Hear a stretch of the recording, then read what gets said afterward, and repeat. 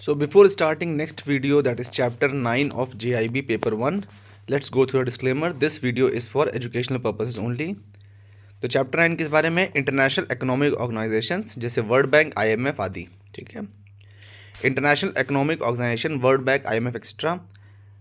And international economic organisation is the one that is created by a group of countries to promote economic development and global trade.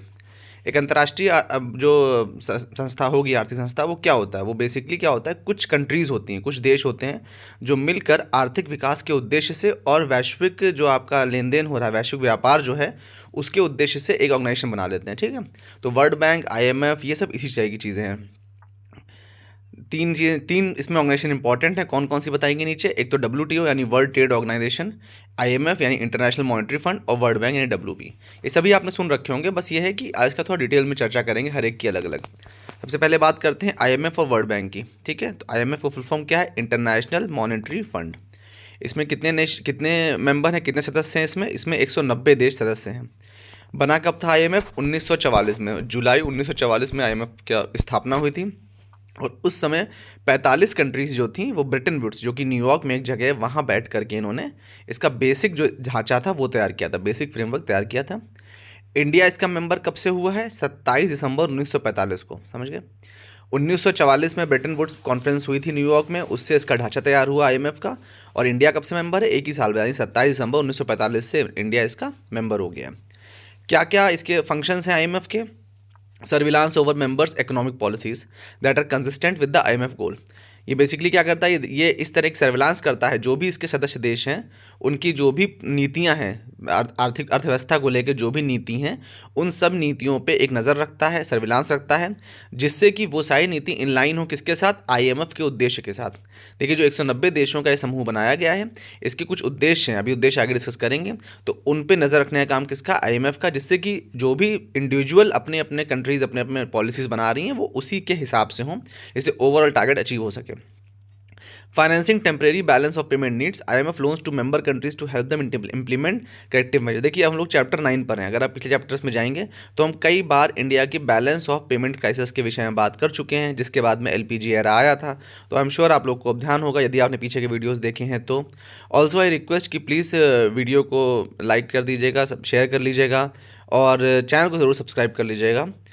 तो क्या होता है balance of payment needs? मतलब क्या होता है, जब आपका फॉरेक्स रिजर्व कम हो जाता है बेसिकली किसी भी कंट्री का, तो इन तरह की नीड्स में भी जो भी करेक्टिव एक्शंस चाहिए या जो भी नीड्स हैं, उनको फुलफिल करने में भी कौन हेल्प करता है? आईएमएफ करता है। कॉम्बैटिंग पावर्टी इन लो इनकम कंट्रीज़, जो भी ऐसे देश हैं जहाँ पे लो इनकम है, ठीक है, जहाँ प्रति व्यक्ति आय बहुत ज़्यादा नहीं है, जहाँ पे गरीबी बहुत ज़्यादा है, वहाँ पे गरीबी उन्मूलन के लिए भी ये आईएमएफ संस्था जो है वो योगदान करती है। आईएमएफ कैसे करती है? कंसेशनल लोन कर्ज के, यानी कि सस्ते लोन करके, जो भी ये गरीब देश हैं जिनमें जो भी डेवलपिंग हो रहे हैं, पूरी तरह से डेवलप नहीं हुए हैं, उन लोगों को पावर्टी यानी गरीबी कम करने के लिए कंसेशनल लोन यानी कम ब्याज दर पर लोन मुहैया कराती है। कौन? IMF. Mobilising external financing, external financing में भी ये हेल्प करती है। मतलब ये ऐसे तारतम्य बैठाती है कि जिससे कि जो देश है उसको, जो भी सदस्य देश है उसको और तरह से भी कहीं से लोन या फाइनेंस मिल सके, जिससे कि वो अपनी पॉलिसीज़ को, अपनी जो भी उसका प्लान एक्सपेंडिचर है उसको प्राप्त कर सके। IMF policy assessments and recommendation also provide crucial signals to investors and financial markets about a country's economic prospect and have an influence on investor and market confidence। देखिए, सिर्फ लोन ही एक तरीका नहीं होता है किसी देश के लिए पैसा प्राप्त करने का, और भी तरीके हैं, जैसे कि वो एफडीआई ले आता है, जैसे अपने देश में एफडीआई का प्रोसेस है, या बॉन्ड्स इशू करता है। तो ऐसे में यदि वो बॉन्ड इशू कर रहा है, एफडीआई के दरवाजे अगर खोल रहा है, तो इन्वेस्ट करने के लिए भी तो कोई तैयार हो ना। तो जो अन्य देश हैं वो अगर इन्वेस्ट कब करेंगे? जब आईएमएफ की रेटिंग अच्छी होगी, आईएमएफ का असेसमेंट अच्छा होगा, रिकमेंडेशन अच्छा होगा। तो इसलिए भी आईएमएफ की सदस्यता बहुत इंपॉर्टेंट हो जाती है। तो उससे क्या होता है, जब रेटिंग है और उसकी जब उसकी रेटिंग है, उसका रिकमेंडेशन है आईएमएफ का, तो अन्य देश या अन्य जो इन्वेस्टर्स हैं, जो भी इंडिविजुअल इन्वेस्टर्स भी हैं, वो उसमें कतराते नहीं हैं और बहुत आसानी से इन्वेस्ट कर देते हैं, जिससे कंट्री को अल्टीमेटली फाइनेंशियल एस्पेक्ट्स में फ़ायदा होता है। Strengthening the international monitoring system, एक जो आपका अंतर्राष्ट्रीय मौद्रिक व्यवस्था है जो उसको भी मजबूत बनाता है। कौन? IMF. To promote the prevention and orderly settlement of international economic problems. अगर अंतर्राष्ट्रीय स्तर पर किसी भी तरह की आर्थिक समस्या आती है, मान लीजिए दो देशों में आपस में डिस्प्यूट है किसी पैसे को लेकर या किसी अग्रीमेंट को लेकर के, तो उन सब चीज़ों में भी आईएमएफ एक इंपॉर्टेंट रोल प्ले करता है। Increasing the global supply of international reserves, जो भी अंतर्राष्ट्रीय स्तर पर जो भी रिजर्व हैं उनका वैश्विक स्तर पर जो भी आदान प्रदान है उसको भी हेल्प करता है आईएमएफ। इसके लिए आईएमएफ ने क्या इस्टेब्लिश किया, international reserve asset known as special drawing rights SDR in 1969। SDR के बारे में भी आगे डिटेल में चर्चा करेंगे। स्पेशल ड्राइंग राइट्स जिसको एक बास्केट की तरह होता है, इसमें 7 करेंसीज रहती हैं, ये 1969 में शुरू हुआ था। ये एक प्रोसेस बनाया है, एक सिस्टम बनाया है आईएमएफ ने, जिससे कि जो ग्लोबल एसेट्स हैं, जो इंटरनेशनल रिजर्व्स हैं, उनका ईजिली लेन देन किया जा सके। ये ना हो कि सिर्फ आप यूएसडी पर ही, मतलब सिर्फ यूएस डॉलर पर डिपेंडेंट ना रहें। उसके लिए आईएमएफ ने ये एक तरह से एसेट्स बनाए हैं जिसे बोलते हैं स्पेशल ड्राइंग राइट्स एसडीआर। याद रख लीजिएगा, ये पूछा जाता है अक्सर। एसडीआर कब बना, 1969 में। Building capacity through technical assistance and training, it assist member countries in reducing the risk of policy failure and increasing their resilience to shocks. तो कुल मिलाकर के जो आईएमएफ है वो टेक्निकल असिस्टेंस यानी कि तकनीकी सहायता जो होती है, जो ट्रेनिंग होती है, उन सब के लिए भी असिस्टेंस या हेल्प प्रोवाइड करती है मेंबर कंट्रीज़ को, जिससे कि पॉलिसी फेल्योर ना हो। Dissemination of information research. The IMF conducts economic analysis of its members nation, complies statistics and produce estimates. It disseminates such data. कुल मिलाकर आईएमएफ ने जितनी भी इंफॉर्मेशन इधर उधर से गैदर करी अन्य कंट्रीज़ के अनुभव से या रिसर्च से या उनके जो भी उन्होंने डेटा सबमिट किया उससे वो उस इंफॉर्मेशन को एनालाइज और स्टैटिस्टिकली एडजस्ट करके वो सारी चीज़ें डिसेमिनेट यानी कि अन्य देशों के बीच बांटती है, जिससे कि एक के अनुभव से बाकी सारे देश सीख सकें और बेहतर कोऑपरेशन बन सके इंटरनेशनल लेवल पर। International economic relationships with IMF, IMF की इंडिया के साथ क्या आर्थिक रिश्ता है उसके विषय में बात की गई है।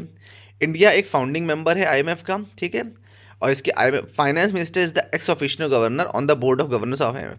जो आईएमएफ का बोर्ड ऑफ गवर्नर होते हैं उनमें कौन, हम अपने देश को यानी इंडिया को कौन रिप्रेजेंट करेगा, इंडिया के फाइनेंस मिनिस्टर, वो वहाँ के एक्स ऑफिशियो यानी अपने आप ही वहाँ के गवर्नर मान लिए जाते हैं उस बोर्ड ऑफ गवर्नर्स के बीच में, ठीक है।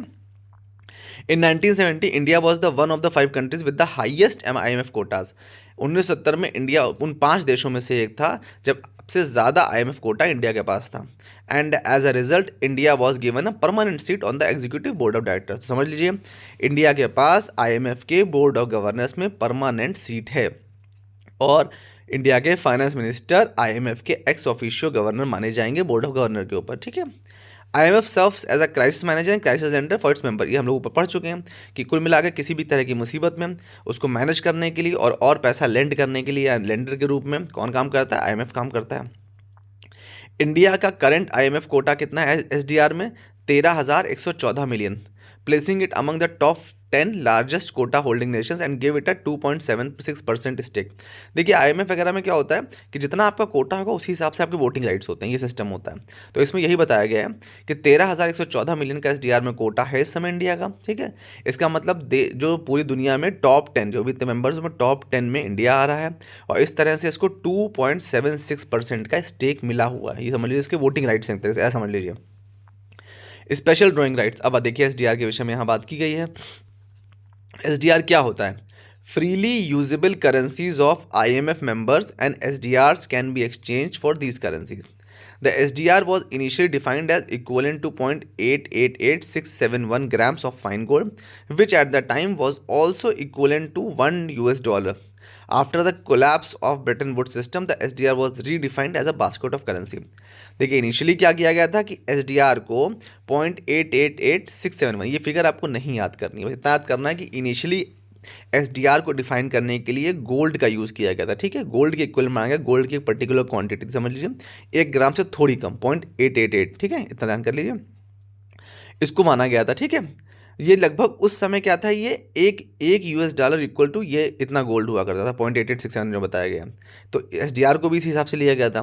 लेकिन फिर जब ब्रेटन वुड्स का जो सिस्टम बनाया गया था जब वो फेल हुआ तो उसके बाद SDR को फिर से डिफाइन किया गया, कैसे, as a basket of currency. उसमें कुछ करेंसीज डालेंगे जिनको कि इंटरनेशनल लेवल पर अन्य करेंसी के साथ चेंज करा जा सके, समझ गए आप। ये इसका मेन कॉन्सेप्ट है कि उसमें 7 करेंसी, कौन 7 करेंसी भी आगे डिस्कस करेंगे। उसमें 7 करेंसीज डाल करके ये किया गया कि इसको एक रिजर्व एसेट माना गया और इस SDR जो कि 1969 में बना था, 1969 याद रख लीजिएगा, उसके हिसाब से उसको एक्सचेंज किया से अब यूएस डॉलर के इक्विवेलेंट नहीं माना गया और ना ही फाइन गोल्ड दैट इज 0.888671 ग्राम उसके इक्विवेलेंट नहीं माना गया। Currencies included in SDR basket have to meet two criteria, the export criteria and the freely usable criteria। जो भी SDR basket में करेंसीज होती हैं उनके लिए दो क्राइटेरिया अवश्य पूरे होने चाहिए। पहला क्या है, एक्सपोर्ट क्राइटेरिया यानी उन करेंसीज का निर्यात हो सके, और दूसरा फ्रीली यूजेबल क्राइटेरिया यानी कि वो फ्री तरीके से यूज़ की जा सकें, ये दूसरा क्राइटेरिया है। एक्सपोर्ट क्राइटेरिया का आगे डिटेल दिया हुआ है। A currency meets the export criteria if its issuer is an IMF member or a monetary union that includes IMF members and is also one of the top 5 world exporters। यदि आप अंतर्राष्ट्रीय स्तर पर आपका देश टॉप के 5 निर्यात देशों में आता है और साथ ही साथ आप IMF के मेंबर भी हैं, ये मेन क्राइटेरिया है किस चीज़ के लिए, अपने एक्सपोर्ट क्राइटेरिया को क्वालिफाई करने के लिए, तभी आप SDR में एंट्री कर सकते हैं। फ्रीली यूजेबल क्राइटेरिया क्या मतलब है, it has to be widely use to make payments for international transaction, यानी अंतर्राष्ट्रीय स्तर पर जो भी ट्रांजैक्शंस होंगे, जो भी लेन देन होगा, उसके लिए वो फ्रीली यानी वाइडली मतलब अच्छा खासा इस्तेमाल उसका हो। जैसे कि यूएस डॉलर है, पाउंड्स है, स्टर्लिंग, ये सब चीज़ें, स्टर्लिंग ऐसी चीज़ें हैं जो बहुत ज़्यादा यूज़ होती हैं, अब तो येन भी in fact. The SDR basket is reviewed every 5 years और अर्लियर ही वारंटेड। जो SDR की बास्केट है वो हर 5 साल पे उसका रिव्यू होता है और कभी कभी पहले भी हो सकता है यदि आवश्यकता हो तो। The value of the SDR is determined daily based on the market exchange rate. जो SDR बास्केट है उसका डेली जो वैल्यू है, जो उसकी कीमत है, वो मार्केट के एक्सचेंज रेट पर निर्भर करती है।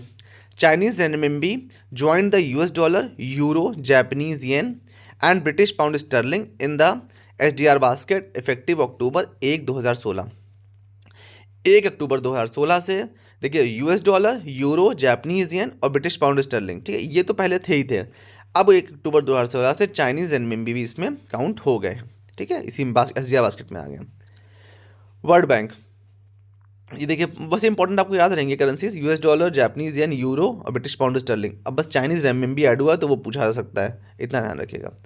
World bank image from the, देखिए ये भी ब्रेटन वुड्स कॉन्फ्रेंस से आया, IMF भी ब्रेटन वुड्स कॉन्फ्रेंस से और ये भी ब्रेटन वुड्स कॉन्फ्रेंस से। कब आया, 1944, सेम टाइम। वर्ल्ड बैंक और IMF का टाइम सेम है। Was aimed at assisting in the rebuilding of western Europe following world war 2 devastation. हुआ क्या था, वर्ल्ड वॉर 2 जो हुई थी आपकी, उसके बाद वेस्टर्न यूरोप को फिर से बिल्ड करने के लिए, फिर से खड़ा करने के लिए बेसिकली वर्ल्ड बैंक बनाया गया था। वर्ल्ड बैंक क्या है, दुनिया का सबसे बड़ा डेवलपमेंट बैंक है, ये ध्यान रखिएगा। World Bank is the largest development bank in the world. World Bank's activities are focused in fields such as human development, स्वच्छ भारत मिशन, प्रधानमंत्री कृषि सिंचाई योजना, Deendayal Antyodaya Yojana, national rural livelihood mission, environmental protection, watershed management, governance, इन सब चीज़ों में world bank involve है, ये ध्यान रखिएगा। कुल मिला के विकास करने का जितना भी चीज़ होगी ना, आर्थिक विकास, जो हम लोग पहले सोशल सेक्टर वगैरह की बात करते हैं, उन सब में वर्ल्ड बैंक इन्वॉल्व होता है। The IBRD concentrates on middle income and credit-worthy poor countries. IDA focused on the world's poorest country। देखिए, IBRD का फुल फॉर्म क्या होता है, इंटरनेशनल डेवलपमेंट एसोसिएशन, ठीक है, ये हो गया आपका IDA। और international Bank for Reconstruction and development, IBRD, ये दो तरह के उन्होंने बताए हैं। बेसिकली ये सब वर्ल्ड ग्रुप जो है, जो वर्ल्ड बैंक है, उसके पार्ट्स होते हैं। तो वर्ल्ड बैंक के टोटल 5 अंतर्राष्ट्रीय संस्थाएं ऐसी हैं जो उसके अंदर मानी जाती हैं, ठीक है। इन 5 संस्थाओं को मिल करके वर्ल्ड बैंक बना है, समझ लीजिए। और इसका हेडक्वार्टर कहाँ है, वाशिंगटन DC में है, ठीक है। तो वो 5 संस्थाएं कौन कौन सी हैं, पहला है IBRD जो बहुत फेमस है, international Bank for Reconstruction and development. आप IB को आपको इंटरनेशनल बैंक याद रहेगा, RD का मतलब क्या है, रिकंस्ट्रक्शन एंड डेवलपमेंट। फिर IDA, international, I stand for, देखिए जिसमें उसमें आई आ रहा है सब इंटरनेशनल है, इंटरनेशनल हो गया, और DA मतलब डेवलपमेंट एसोसिएशन। फिर IFC, आई मतलब इंटरनेशनल, FC मतलब फाइनेंस कॉर्पोरेशन। फिर MIGA, multilateral investment guarantee agency, multilateral investment guarantee agency. और उसके बाद है ICSID, international centre for settlement of investment disputes. India is one of the founder of IBRD, IDA and IFC। Total 5 संस्थाएं हैं, उनमें सबसे important 2 हैं, IBRD और IDA, ठीक है, मतलब रिसर्च एंड डेवलपमेंट की, और डेवलपमेंट एसोसिएशन, ये 2 सबसे इंपॉर्टेंट हैं। इसके साथ ही साथ फाइनेंस कॉर्पोरेशन जो है, ये इन तीनों के ही फाउंडिंग मेंबर में इंडिया है voting right proportionate to their share holding. ये हम लोग जैसे IMF में सिस्टम था कि जितना आपका शेयर होल्डिंग होगा, जितना आपका वैल्यू उसमें वो होगा, वैल्यू होगा, उस हिसाब से आपके वोटिंग राइट्स होंगे। सेम वैसे ही वर्ल्ड बैंक ग्रुप में भी हो गया। Members votes have been weighted based on their contribution to World Bank financial resources. World Bank के जो भी आर्थिक स्रोत हैं उनमें जैसा आपका कंट्रीब्यूशन होगा उसी हिसाब से आपका वोट का एक वेटेज होगा। International centre for settlement of investment disputes, ये कब हुआ था? 1966 में बना था, ठीक है, बहुत इंपॉर्टेंट नहीं लेकिन ध्यान कर लीजिए, ये 1966 में इसका गठन हुआ। To mediate and resolve legal disputes between national investors and states. देखिए नाम से समझ में आ रहा है, ये क्या करेगा? डिस्प्यूट्स, इन्वेस्टमेंट डिस्प्यूट्स जो उनको सेटल करेगा। अब नाम के आगे इंटरनेशनल लगा तो इसका मतलब अंतर्राष्ट्रीय स्तर पर करेगा। और किसका करेगा? जो जो मेंबर स्टेट्स होंगे किसमें? वर्ल्ड बैंक के अंदर। और ये भी ध्यान रखिएगा, इसका स्थापना कब हुई? 1966 में। भाई 1944 में देखिए वर्ल्ड बैंक का गठन हुआ, तो डिस्प्यूट उसके कुछ उस समय बाद 10-20 साल बाद ही तो शुरू हुए होंगे ना। ये मतलब कॉमन सेंस है। तो इसलिए ये नहीं कि आप 1944 में इसका गठन नहीं दिखा सकते, 1966 से याद कर लीजिएगा। Multilateral investment guarantee agency MIGA, ये क्या है? ये क्या इनकरेज करता है? ये FDI इनकरेज करता है किन देशों में? जो भी विकासशील देश हैं यानी डेवलपिंग कंट्रीज़ हैं। और इसमें ध्यान क्या रखता है कि जो इन्वेस्टर्स हैं और जो नॉन कमर्शियल और पॉलिटिकल रिस्क हैं उन सबसे इन्वेस्टर्स को बचाना है। ये किसका काम है? Multilateral investment guarantee agency. देखिए इसको अगर आपको समझना है तो आप वैसे समझिए, इससे इंडिया में है DICGC, deposit insurance credit guarantee corporation, आपको पता होगा। जिससे क्या होता है कि बैंक में जमा आपका पैसा जो पहले 1 लाख और अब 5 लाख तक पे इंश्योरेंस रहता है। ठीक उसी तरह यहाँ पे भी देखिए वर्ड गारंटी आ गया है, तो आप ये समझ लीजिए। और इन्वेस्टमेंट के लिए गारंटी आया है, तो इसका मतलब क्या हो गया? इसका मेन काम क्या है कि ये जो भी इन्वेस्टर्स हैं उनके इंटरेस्ट को प्रोटेक्ट करेगा। किसमें? पॉलिटिकल रिस्क और नॉन कमर्शियल रिस्क। ये नहीं है कि आज कोई गवर्नमेंट है और कल यहाँ पे तख्ता पलट हो गया, दूसरी गवर्नमेंट हो जाती है, तो आप ये समझिए ये नहीं जिन्होंने पैसा इन्वेस्ट कर रखा है उनका पैसा फंस जाएगा या उनको प्रॉब्लम होगी। उनके इंटरेस्ट को प्रोटेक्ट करना किसका काम है? MIGA, multilateral investment guarantee agency. भाई गारंटी होगी तभी तो अन्य इन्वेस्टर कोई देश में इन्वेस्ट करेगा ना। फिर आता है इंटरनेशनल फाइनेंस कॉर्पोरेशन IFC, जिसका इंडिया फाउंडिंग मेंबर था, ठीक है। IFC is the world largest multilateral source of loan and equity financing for developing world private sector initiatives. देखिए जहाँ MIGA का काम था इन्वेस्टर्स के इंटरेस्ट को प्रोटेक्ट करना, और ये इंटरनेशनल फाइनेंस कॉर्पोरेशन का क्या काम है? ये multilateral source of loan and equity financing है, जो कि लोन बेसिकली देशों को प्राप्त कराएगा। फिर आते हैं इंटरनेशनल डेवलपमेंट एसोसिएशन यानी कि IDA कब बनी? 1960 में बनी। किस लिए बनी? वर्ल्ड के जो भी गरीब देश थे, पुअर कंट्रीज थी, उनकी मदद करने के लिए।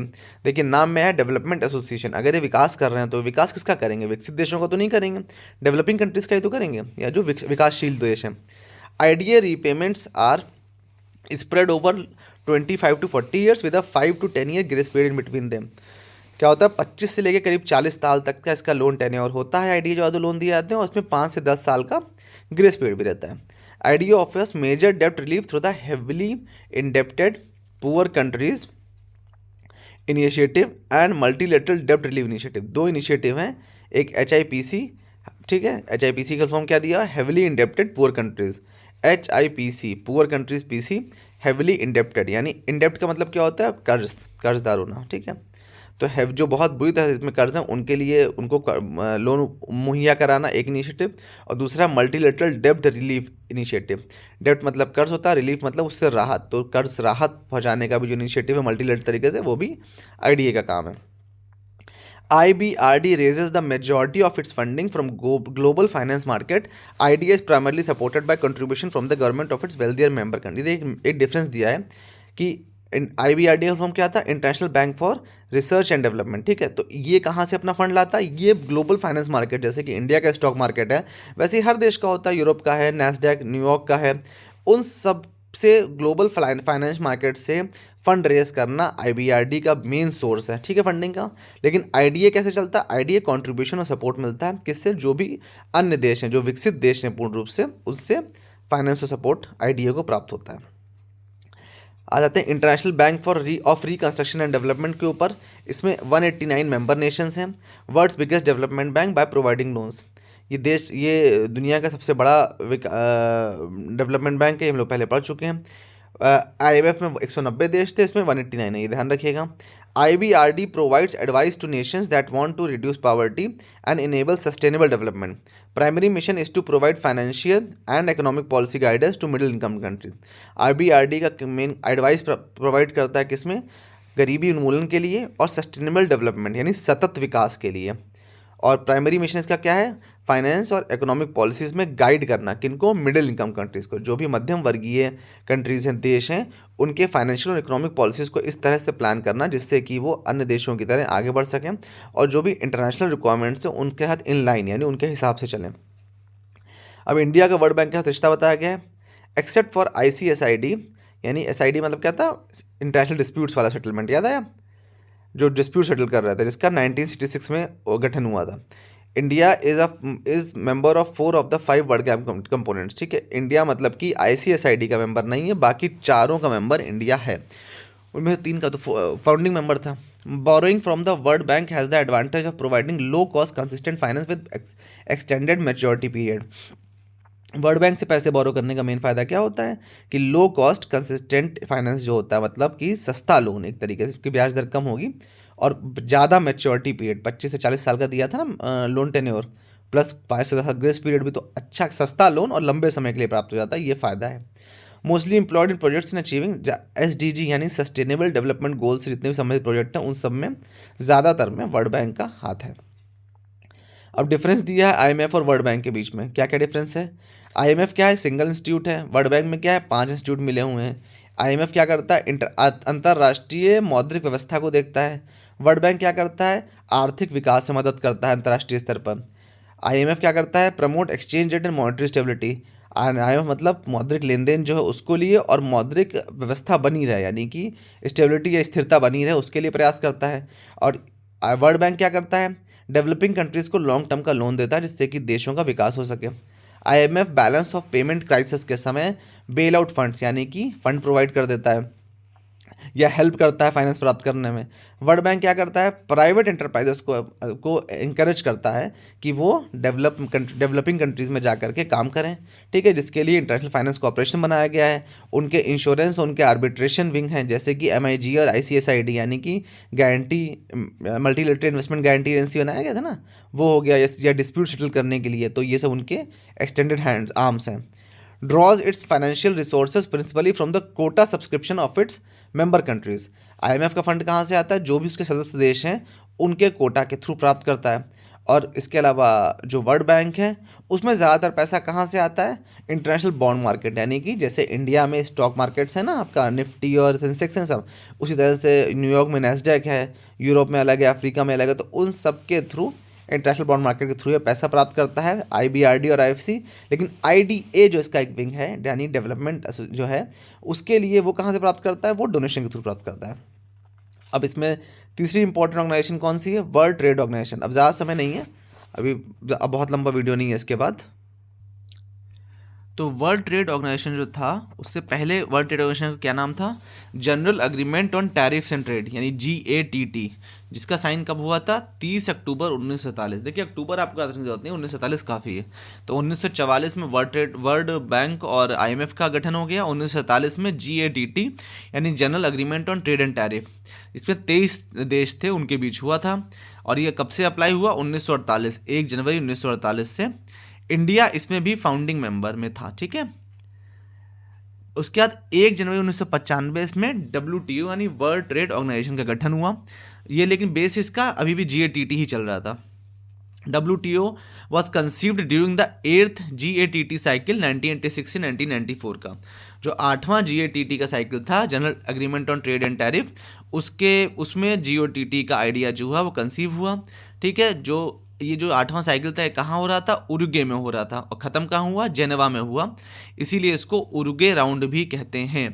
WTO is a forum where member countries government try to resolve their trade disputes with one another. WTO एक तरह से इस तरह का प्लेटफॉर्म है जहाँ पर जो सदस्य देश हैं वो आपस के व्यापार संबंधी जो भी डिस्प्यूट्स हैं उनको रिजॉल्व करने की कोशिश करते हैं।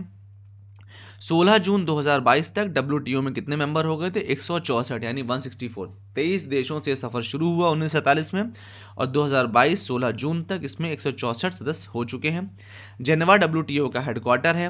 WTO की रिस्पॉन्सिबिलिटी क्या क्या है, to facilitate the implementation, administration and opening operation of agreements.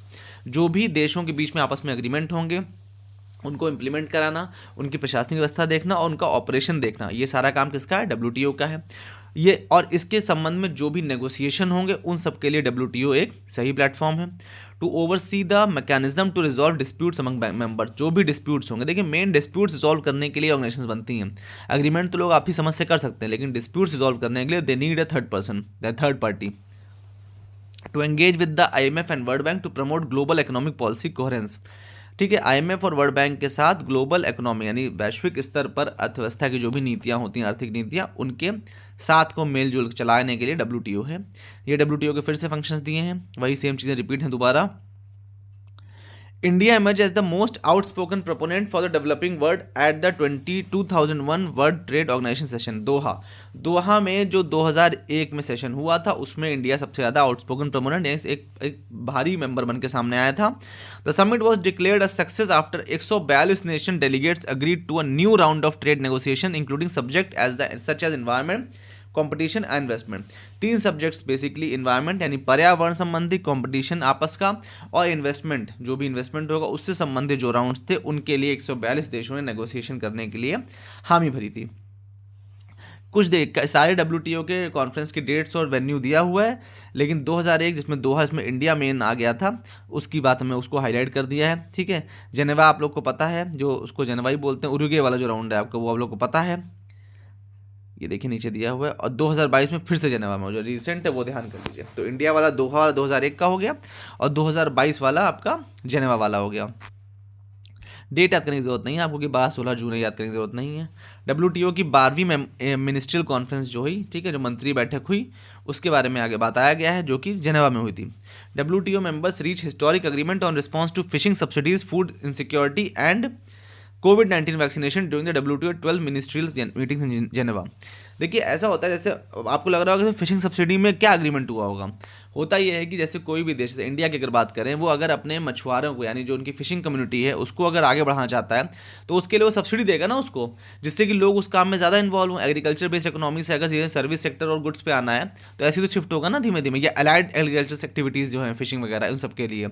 अब इंडिया अगर सब्सिडी दे रहा है तो इम्पोर्ट अपने आप कम हो जाएगा, बाहर के देशों से जो भी फिश मार्केट जो रन हो रही थी वो कम हो जाएगा। तो ऐसी सब्सिडी देने के लिए उसको WTO की परमिशन चाहिए होगी। परमिशन चाहिए हो या नेगोशिएशन एग्रीमेंट कुछ इस तरह के होंगे जिससे कि सब्सिडीज इंडिया अपने लोगों को सब दे सके। तो इन तरह की बातों पर भी मिनिस्ट्री कॉन्फ्रेंस में सफलता प्राप्त हुई थी। कब? जेनेवा में। फूड इनसिक्योरिटी संबंधित, कोविड-19 के वैक्सीनेशन संबंधित, इन सब में 12वीं बैठक में बात हुई। WTO member stuck an agreement on fishery subsidy, देखिए आगे फिश से संबंधित सब्सिडी जो थी उस पर एग्रीमेंट हो भी गया। According to the agreement, India has the right to provide subsidies to its fisherman. अब इंडिया के पास ये अधिकार आ गया कि वो अपने मछुआरे यानी फिशरमैन्स को सब्सिडी प्राप्त करा सकती है। Has agreed to a 1.5 year extension of the customs tariff moratorium on electronic goods.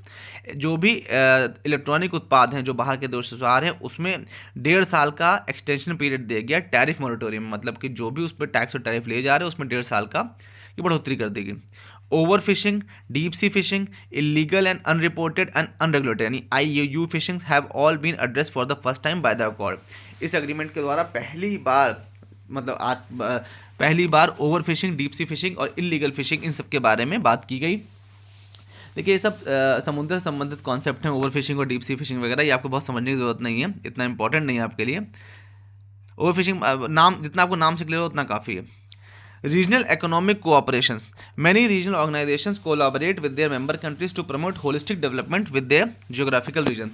कई ऐसी ऑर्गेनाइजेशंस हैं, जैसे आपका आसियान है, बिम्स्टेक है, ये सब ऐसी ऑर्गेनाइजेशन है जो कि रीजनल लेवल पे यानी क्षेत्रीय स्तर पर काम कर रही हैं और अपने आसपास के देशों से मिलकर ओवरऑल होलिस्टिक यानी कि संपूर्ण पूरा एक डेवलपमेंट के लिए ढांचा तैयार कर रही हैं, और जो कि जियोग्राफिकल लोकेशन से मैच करे। अभी देखिए यूरोप की कंट्री नहीं डिसाइड कर सकती ना कि इंडिया में कब कौन सी फसल होनी चाहिए, क्योंकि वहाँ का वेदर अलग है, यहाँ का वेदर अलग है। लेकिन अगर आसपास का देश जैसे पाकिस्तान हो गया, बांग्लादेश हो गया, या साउथ ईस्ट एशिया हो गया, या श्रीलंका हो गया, नेपाल हो गया, ये सब जुड़ी हुई कंट्रीज़ हैं, तो ऑब्वियस सी बात है कि इनका जोग्राफिकल लोकेशन मैच कर रहा है इंडिया से, तो इनकी कंडीशंस भी काफ़ी हद तक मैच कर सकती हैं। तो ये लोग मिल करके डेवलपमेंट की बात करेंगे तो बेहतर कर सकते हैं। कुछ एग्जाम्पल्स दिए हैं इन्होंने रीजनल इकोनॉमिक इंटीग्रेशन वाले, जैसे यूरोपियन यूनियन कब इस्टेब्लिश हुई? 1993 में।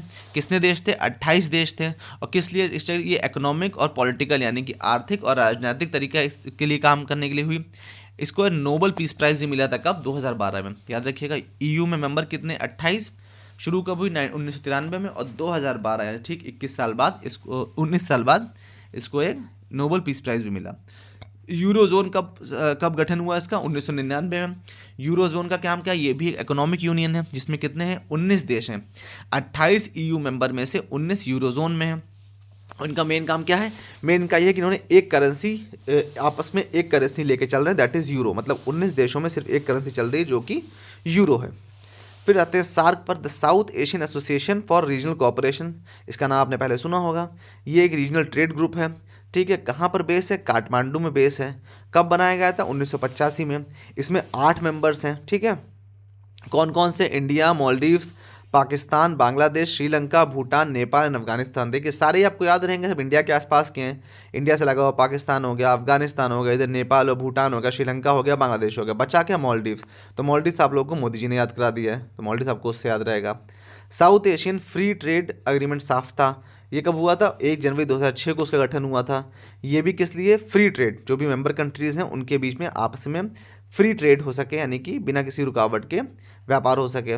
फिर ASEAN, association of south east Asian nation, ठीक है। ये कहाँ पर बेस है? जकार्ता में। और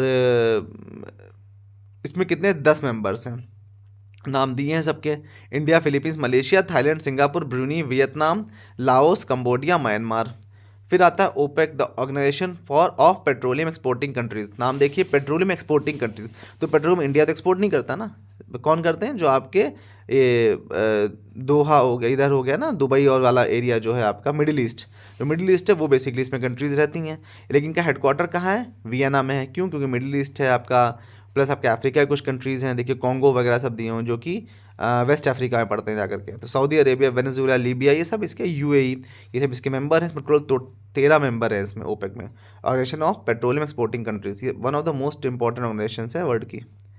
द ग्रुप ऑफ 7 है G7, ये कब हुआ था? 1975 में। G20 1999 में। ये बहुत ज़्यादा मैं आपको बता रही हूँ क्योंकि ये आपका सब पढ़ा हुआ है पहले का, इसलिए। फिर OECD, the organisation for economic cooperation and development, इसमें कितने? 36 मेंबर हैं। कब बना था ये? 1961 में। हेडक्वार्टर कहाँ है? पेरिस में। तो OECD, ओ से नाम है, ये पेरिस में हेडक्वार्टर, और जो ओपेक है उसका हेडक्वार्टर कहाँ है? वियना। वियना भी वहीं लगता है। NAFTA, the North American free trade agreement, NAFTA, ठीक है। एक साफ्ता था, ये नाफ्ता है, ठीक है। वो साउथ एशियन रहा था, ये नॉर्थ अमेरिका का है फ्री ट्रेड एग्रीमेंट। ये इसमें केवल 3 देश हैं, कौन? कनाडा, US और मेक्सिको। 1994 में बना था। अगर GDP के टर्म्स में बात करी जाए तो वर्ल्ड का सबसे बड़ा ट्रेडिंग ब्लॉक है, तो ठीक है। APEC, the Asia Pacific economic cooperation, ये कब हुआ था? 1989 में। 21 सदस्य हैं इसमें, ठीक है टोटल। फिर RCEP, the regional comprehensive economic partnership, ये याद रखिएगा, नया है ना इसलिए। RCEP, regional comprehensive economic partnership, ये एक फ्री ट्रेड एग्रीमेंट है किसमें? 10 आसियान मेंबर्स में। जो आसियान के 10 सदस्य हैं उनके बीच एक फ्री ट्रेड एग्रीमेंट हुआ, जिसका नाम क्या है? RCEP, यानी the regional comprehensive economic partnership. इसके बाद अगला है आपका 5, इनके इसमें से 5 फ्री ट्रेड पार्टनर्स जो हैं वो और हो गए हैं। वो कौन कौन है? Australia, China, Japan, New Zealand, Republic of Korea. फिर बिम्स्टेक आ जाता है। बिम्स्टेक भी अभी रिसेंटली पिछले 4-5 साल से न्यूज़ में ज़्यादा है। बिम्स्टेक क्या है? ये भी एक रीजनल ऑर्गेनाइजेशन है, ठीक है।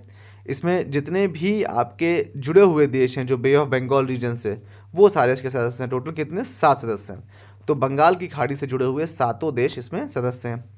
अब रिसेंट इकोनॉमिक डेवलपमेंट क्या क्या हुआ है इकोनॉमिक इश्यूज़ को लेकर के अंतर्राष्ट्रीय स्तर पर? एक तो रशिया का इन्वेजन हुआ यूक्रेन में, ठीक है। US चाइना के जो ट्रेड वॉर है वो, ब्रेक्जिट जो हुआ, ब्रिटेन का जो एग्जिट हुआ EU से वो, और कोविड-19 का न्यू वेरिएंट, इन सब की वजह से इकोनॉमिक स्थिति में बदलाव है, ठीक है। Global logistic concerns, shipping delay, congestion at ports, trade protectionism, gradual move towards deglobalisation and some of the potential risk of the system. देखिए शुरू से उन्होंने आपको बताया ग्लोबलाइजेशन इंपॉर्टेंट है और ये है वो है सब बताया, और लास्ट में उन्होंने ये बता दिया कि आज की जो स्थिति चल रही है अब प्रोटेक्शनिज्म शुरू हो गया है, यानी कि डी ग्लोबलाइजेशन शुरू हो गया है। लोग वापस अपने अपने देश में ही सब कुछ करना चाह रहे हैं, वो इंपोर्ट कम से कम और एक्सपोर्ट ज़्यादा करना चाह रहे हैं। ये बेसिक कॉन्सेप्ट है। उसके रीजंस क्या है? रशिया यूक्रेन की वॉर हो गया, US चाइना वॉर हो गया, ट्रेड वॉर जो है व्यापार को लेकर, ब्रेक्जिट हो गया, और कोविड-19, ये सब कुछ रीजंस दिए हुए हैं। आशा करता हूँ आपको ये चैप्टर क्लियर हो गया होगा। कोई डाउट हो तो आप कमेंट में पूछ सकते हैं। प्लीज़ चैनल को सब्सक्राइब कर लीजिएगा and don't forget to share the video. Thank you so much.